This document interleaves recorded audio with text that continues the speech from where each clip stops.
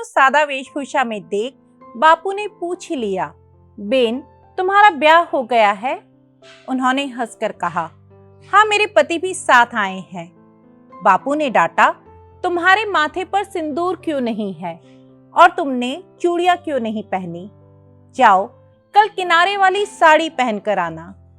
उस लड़की ने हंसकर बापू की ओर देखा। उनकी इस निश्चल हंसी के सभी कायल थे। भूषण अथवा कवि चंद नहीं, बिजली भरते वह छंद नहीं, है कलम बंदी स्वच्छंद नहीं, फिर हमें बतावे कौन हंस, वीरों का कैसा हो वसंत।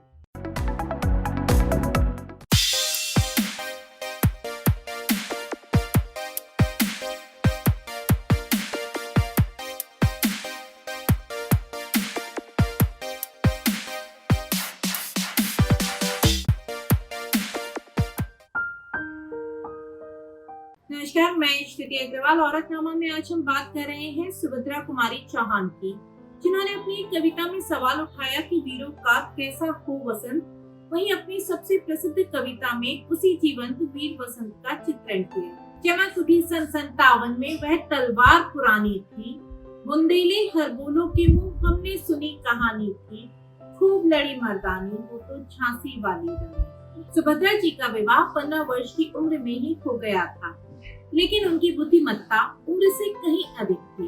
उन्होंने 9 वर्ष की उम्र से ही कविताएं लिखना प्रारंभ कर दिया था। वे देश प्रेम की अलग जगाना चाहती थी, जिसमें उनके जीवन साथी लक्ष्मण सिंह ने हर कदम पर उनका साथ दिया। वे सिर्फ लिखती ही नहीं थी, वीर रस की अपनी कविताओं और देश प्रेम से ओतप्रोत भाषणों से भारतीय जनमानस में स्वतंत्र होने की भूख को भी जगाती थी। 1920 में जब चारों ओर गांधी जी के नेतृत्व की धूम थी, उस समय गांधी जी के कहने पर पति पत्नी दोनों ही सक्रिय रूप से स्वतंत्रता आंदोलन में भाग लेने लगे थे। माखनलाल चतुर्वेदी जी ने भी लगातार उन्हें रास्ता दिखाया। 1922 में जबलपुर का झंडा सत्याग्रह देश का पहला सत्याग्रह था और सुभद्रा जी पहली महिला सत्याग्रही थी। सभाओं में सुभद्रा जी अंग्रेजों पर बहुत बरसती थी। उनमें गंभीरता के साथ साथ चंचलता का अद्भुत संयोजन था।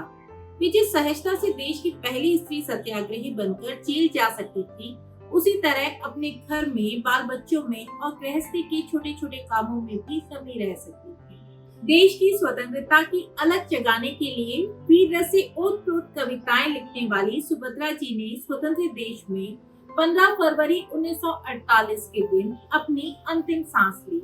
वे अपनी मृत्यु के लिए अक्सर कहा करती थी, मेरे मन में तो मरने के बाद भी धरती छोड़ने की कल्पना नहीं है। मैं चाहती हूँ मेरी एक समाधि हो, जिसके चारों ओर नित्य मेला लगता रहे, बच्चे खेलते रहें, स्त्रियां गाती रहें और कोलाहल होता रहे। और उनका यह दिव्य स्वप्न सच ही तो है।